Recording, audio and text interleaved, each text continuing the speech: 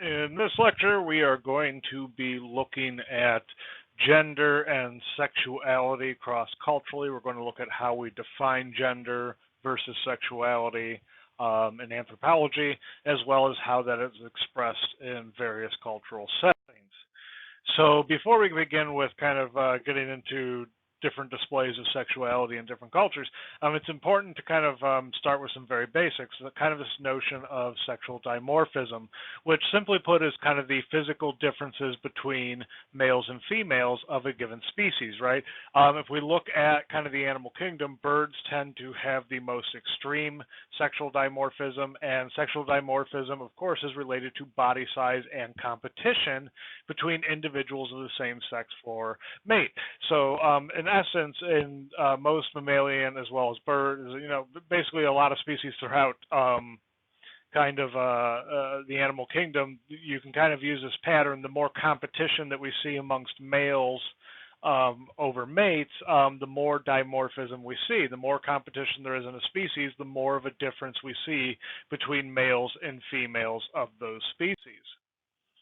So if we look at an example, we have birds of paradise in which males are very fancy in terms of their plumage and their feathers and their dancing, and females are very choosy, right? So in essence, you see that the males have all of that, kind of ornaments, all of the fancy colors, because they have to impress and compete with one another in order to impress the females, right? The females don't have that coloring because they don't have a need to impress males to attract mates, right? They are kind of free to choose which males they want to mate with.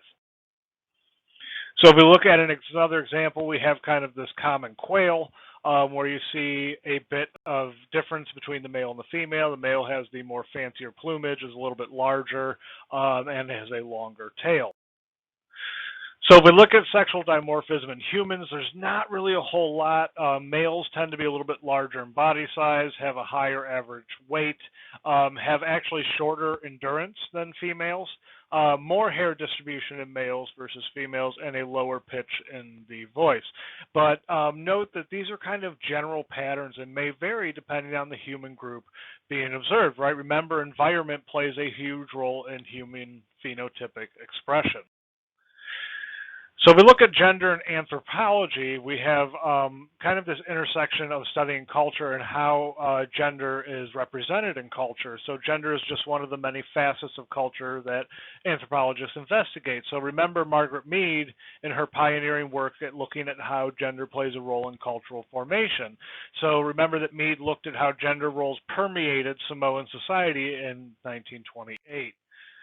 So Mead also had a study that occurred in Papua New Guinea, and her conclusions were that traits which are considered masculine or feminine have no actual link to biological sex, right? In 1935, she conducted that study in New Guinea to look at 3 different tribes who lived totally independent of each other within a 100-mile radius.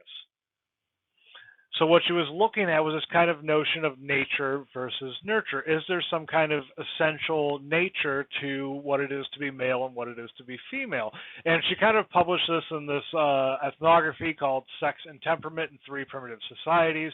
And she found that in the Arapesh, gentleness and peace-loving was valued amongst males, whereas in the Mung de Gamor, fierceness and aggressiveness was valued amongst women, right? In the Chimbuli tribe, they demonstrated what would be considered the reverse gender roles of what we would kind of see in our own culture. So essentially, what Mead concluded was that masculine and feminine are culturally rather than biologically determined. So her conclusions is that gender roles are not determined by biology. Cross-culturally, women's constructed gender roles all have elements of reproductive and child care. Men's gender roles are generally fictitious and completely culturally created. So Mead was kind of a pioneer in her field in terms of looking at women and how they played a role in cultural formation. Before Mead, very little attention was paid to women in anthropological study. Most studies focus on kind of this notion of man the hunter, and Mead kind of pioneered this field of gender studies, or the research into the culturally constructed nature of gender roles cross-culturally. Although sex and gender are kind of commonly used interchangeably within our own society, they have a distinct and separate meaning when we look at anthropology.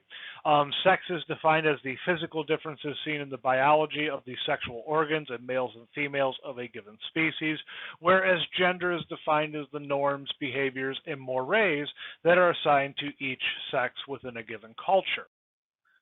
So remember, the biological differences between men and women do not correlate it to expected behavior roles, right? In some cultures, women will display what we in the U.S. consider male gender roles and vice versa. So if we look at an example within the U.S., we have the gender roles in United States sports, right? Certain sports are considered masculine and or feminine, right? Even in co-ed sports, gender roles are consciously reinforced by differences in playing time, positions played, and time spent training with the coach. Generally, males are favored in certain sports, whereas females are favored in others, right? Generally, males are favored in more contact sports like football and hockey, whereas females are favored in kind of less contact sports like volleyball and softball. Sports are a great way to look at how a society kind of enforces gender roles.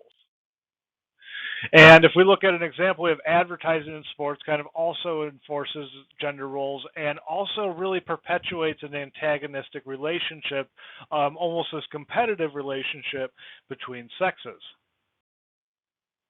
And what this is relating to is this heteronormative ideology. It's the linking of culturally dictated behaviors to distinct biological categories, usually seen as male versus female.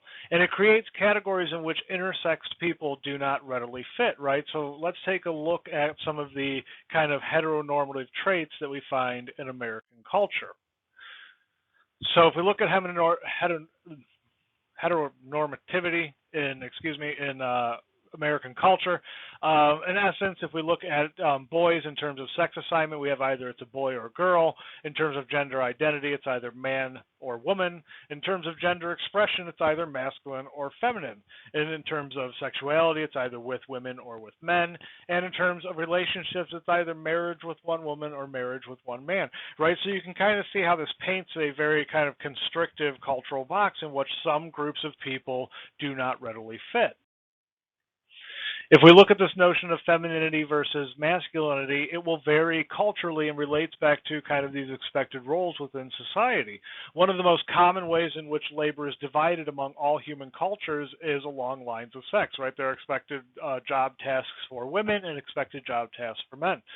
And what may be considered masculine in one culture may be considered feminine in another, and these concepts may vary temporally as well. For example, stockings were preferred during the time of King Henry VIII of England because masculinity was bolstered by how well defined one's calves were. So it was very common for men to wear very kind of tight stockings, which may, really define their calf muscles. So masculinity and femininity are two concepts that have little to do with actual sexuality, right? This means that there can be masculine women and feminine men and vice versa, right? So refer into your textbook into Pascal's study, which revealed that the pejorative for homosexuals was used to reinforce notions of masculinity regardless of sexual preference. So if we look at an example of this, you have the multi-sex gender roles, this notion of machismo that came out of Oscar Lewis's ethnography called Five Families. Lewis concluded that this notion of machismo is defined as a strong commanding personality type and was not defined by the sex of the individual, right? And he used the kind of cultural icon of the strong Mexican mother. And what he was really saying is that an individual, some of these cultural icons that we have are more or less personality based rather than strictly relating to sex or expected gender roles. If we look at another example, we have fluidity in defining masculinity that was outlined by Matthew Gutman in 2007 when he studied a group of men in Mexico City. Gutman was looking at how masculinity was defined and whether or not the concept of masculinity was static or rigid. And Gutman concluded that the constructions of masculinity are fluid and may depending on situational variance or situational circumstance. So in essence, what he was really saying is that, there's not a certain level of masculinity that all men have to have at all times in any given culture. So the question is are there more than two sexes? Sex can be defined biologically, but a role a person will play within a society will vary dramatically. There is no essential nature to being male or female, right? So how a culture defines gender roles will dictate what is considered male behavior versus female behavior. So if we look at a case study in gender, we have the case of Caster Semenya, who was a world-class athletic runner who was subjected to testing in 2009 to determine if she was female enough to keep her running titles in the women's category, right? So Caster Semenya identified as a woman and was raised in her culture as a woman, but she was questioned due to her perceived masculine features.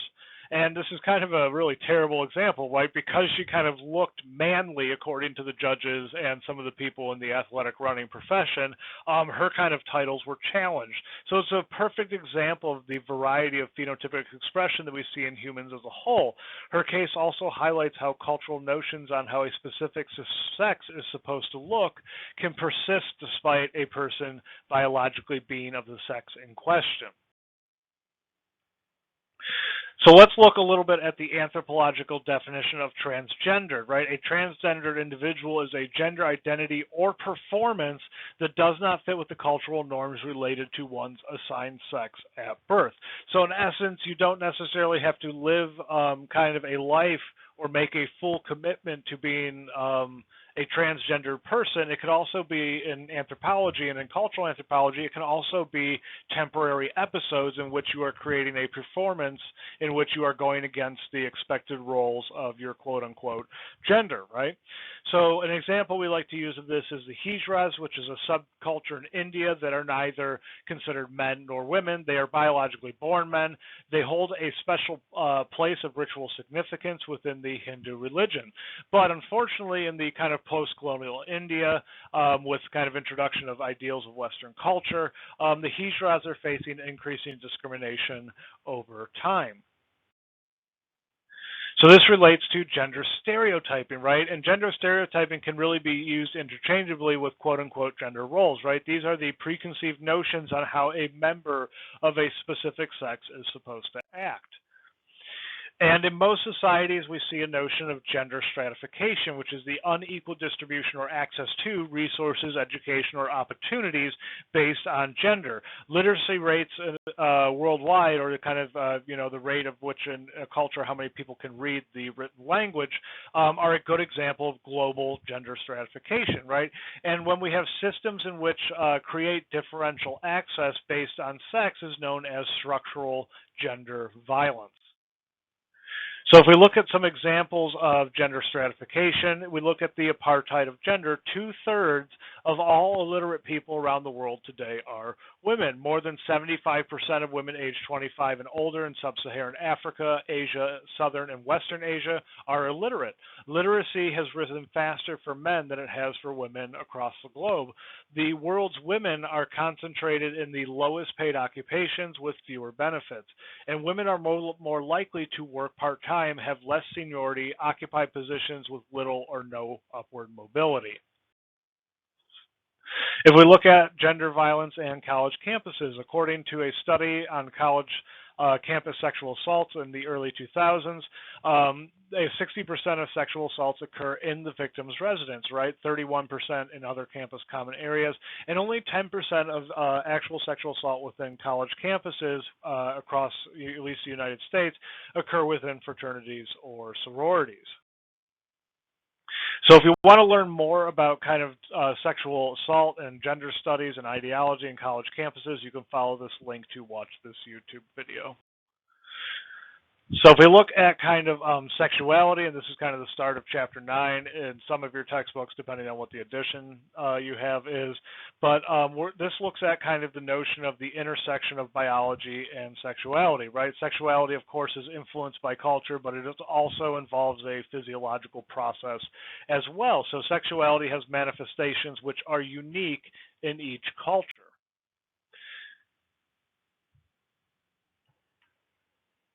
So going along with kind of this section in your textbook, and I'm not sure if it's still in the newer editions. This kind of portion written by Jared Diamond, I just kind of wanted to address it here for a second. There are some kind of assertions that Diamond makes that aren't really corresponding with what we actually know about primates and other, sexual habits and parenting and things like that. So let's look at what he said versus what we know. In Diamond's assertion that most animals live separately and meet only to have sex, this is completely incorrect in 96% of primate species, and there are over 350 non-primate species that live in social groups, right? So yes, if you're counting all animals across the globe, including insects and fish and things like that, but there are a fair degree of species that live in social groupings. In terms of parenting, it says humans are one of the few species that males recognize their young and parent them. The reality is that this is actually another common pattern that we see in primate groups, so it's not just specific to humans. In terms of sex, he says that only humans have sex at times other than female ovulation. This is actually something in evolutionary biology that we term ovulatory crypsis, and it has been seen in marmosets, humans, callitrichids, and in other species. Even mammals such as anteaters have a hard time copulating during an estrous cycle, right? So it's not, humans are not one of the only species that copulate outside of a female estrus. So how do we study sexuality in cultural anthropology? Well, it's important to understand sexuality within its local context and reality within any given culture you're looking at. So notions of homosexuality and heterosexuality are conceptualized differently and may not exist in certain cultures. It is important not to impose Western or your own culture's conception on how sexuality is supposed to operate. So namely, sexuality is separate from reproduction. If we look at an example from your textbook, you have the Mati work that was described by Wecker as a great example of how sexuality can be fluid and be heavily influenced by cultural construction. And what Wecker was doing is he sought to answer how we can interpret sexuality for people of the same gender cross-culturally without distorting the meaning. So in essence, the Mati were women who formed spiritual, emotional, and sexual relationships with other women in Paramaribo, Suriname, right? These women would also be married to men, but would also have these sexual relationships with women as well, just kind of showing the fluidity of sexuality. If we look at another example, we have machos versus mandilones, which is a culturally constructed categories for the gendered behavior of men. Men who are provided for their families and fell into what was considered heteronormative in Mexican culture were considered honorable or macho. Mandilones, on the other hand, were men who were feminine and had their lives, quote unquote, ruled by women. If we look at some kind of other instances where we see sexuality playing out through culture, we have this notion of dichotomous oppositions that was brought on by anthropologist Claude Lévi-Strauss. An example that we like to use as the Yanomamo, which is a Brazilian society. You can see the little yellow line that's drawn through the picture. That's where the moieties separate, right? There's different clan groups that belong to these basic moieties within these village groups.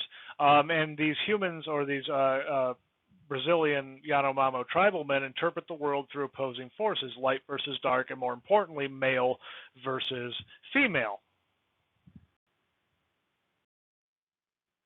So if we look at examining power relationships, this is another facet within gender studies that anthropologists look at. They look at sexuality and gender.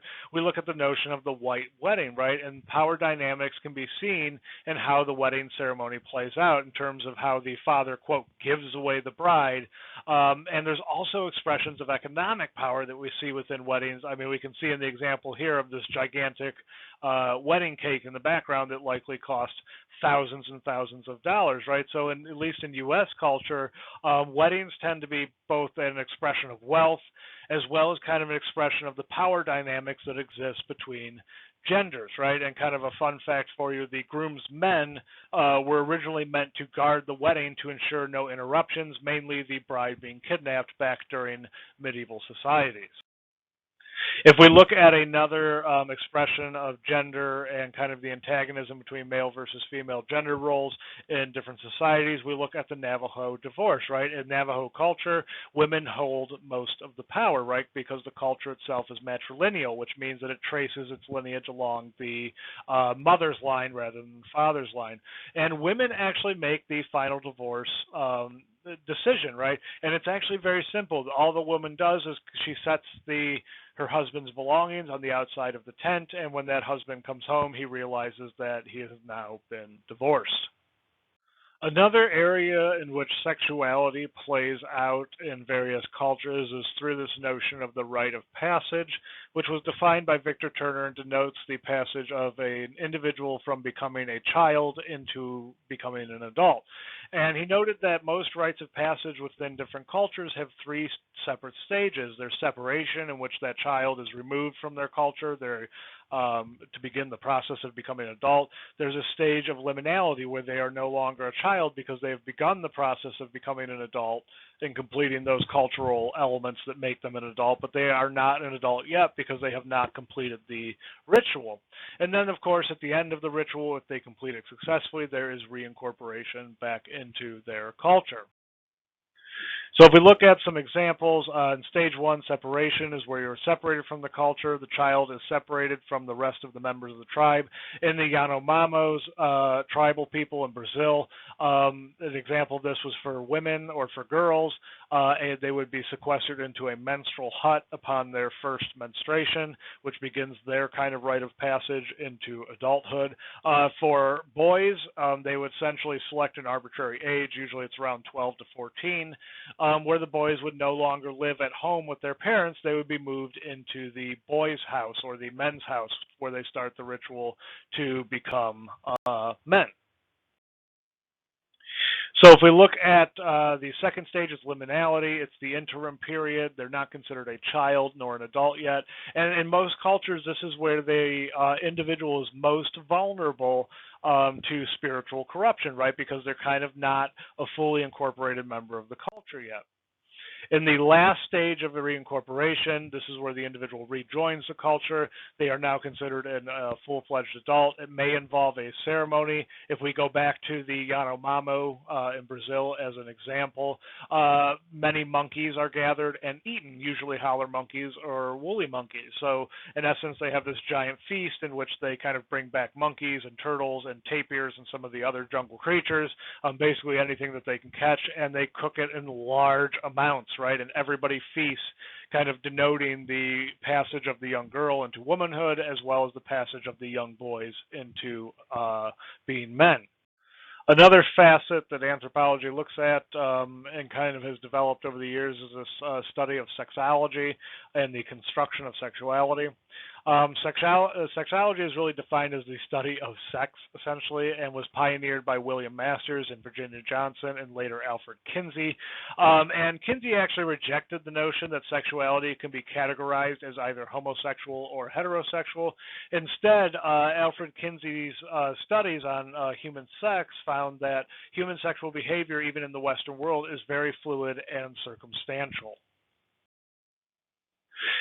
So let's take a short, kind of brief period here and kind of define, we've talked about all these different expressions of sexuality and gender roles and things like that. So let's kind of really firmly cement the differences between these three definitions here. Gender itself is a set of culturally determined behaviors ascribed to each sex.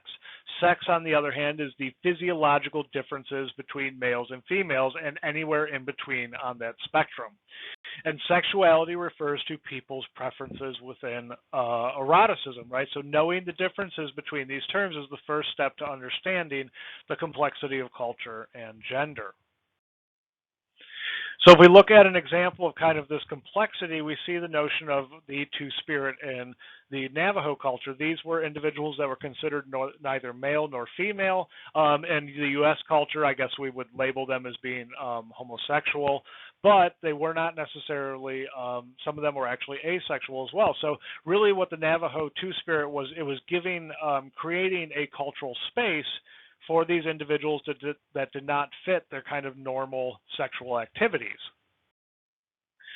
If we look at sexuality and globalism, you kind of have, with the rise of globalization, you also have the rise of sex tourism. If you look at Sosua from your textbook, it provides an excellent example of the effects of sex tourism.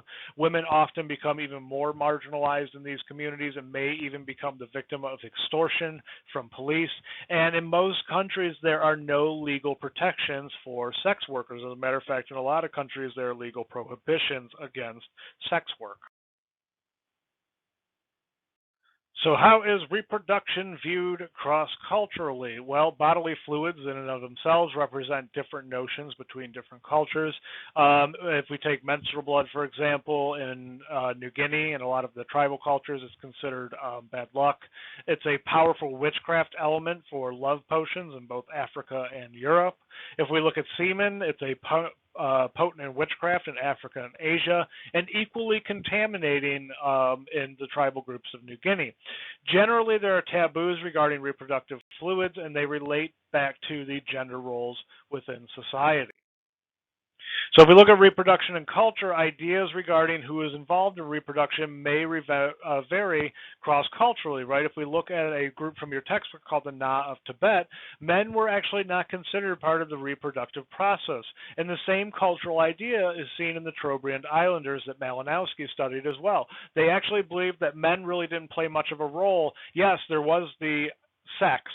They do acknowledge that within the culture, but they do not believe that having sex with men is actually what causes a baby to form, right? It's usually these other elements. For the Trobriand Islanders, for example, they believed that you would go out into the ocean to kind of wash yourself after the sexual act, and the spirits of your ancestors would come in and basically impregnate you with a child. So if we look at reproduction on the Wogeo in near New Guinea, the men and women live in separate worlds and must come together to form society and to make members of society. It's comparable to the notion of yin and yang that we see in Eastern philosophy, and men will actually cut their genitalia to rid themselves of the menstrual blood pollution that they receive when they have sex with women kind of around reproductive time. Women will go into sequestered menstrual huts shortly after they start their menstrual cycles. And men are considered solely responsible for producing women, or for producing children, rather. The women are kind of seen as just these vessels in which the child that the man produces grows. There is also a practice amongst the Wogeo, amongst the women, that's kind of a sex-specific gender role. In terms of when a family member dies, the women are actually expected to amputate one of their fingers and kind of burn it and keep the ash from it. If we look at another example from Southeast Asia, we have reproduction on Sulawesi amongst the wana. The men and women are considered equally responsible for producing children, and the semen is seen as essentially white menstrual blood. And essentially, in their beliefs, they believe the men will gestate the fetus for the first 7 days and then inject it into the woman's womb. So let's move away from talking about sex, gender, and sexuality and look a little bit at another aspect of kind of culture that gets little attention in terms of classic anthropology, in terms of aging, right? And how is aging viewed across culturally, right? The elderly are treated very different depending on the culture you're looking at.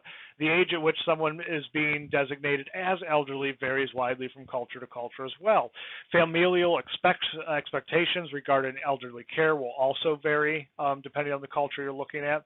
For example, in India, there is a cultural expectation that sons will take care of their elderly parents. In some cultures, we see age grades, and this relates to kind of rites of passage and how one progresses through life. And when age-based categories cut across an entire culture, they are known as age grades, right? This is essentially kind of having these linguistic associations, basically calling everyone within the village that's a certain age, they have a certain name, and then if you're older, past a certain age, everyone refers to you as the certain title of respect. In the U.S., we kind of use the age grades of infant, toddler, child, juvenile, young adult, and adult as our age grades. But if we look at different age grades, you have the Nyakyusa in Africa who have a whole series of age grades depending on what cultural ritual you've gone to as well as your age.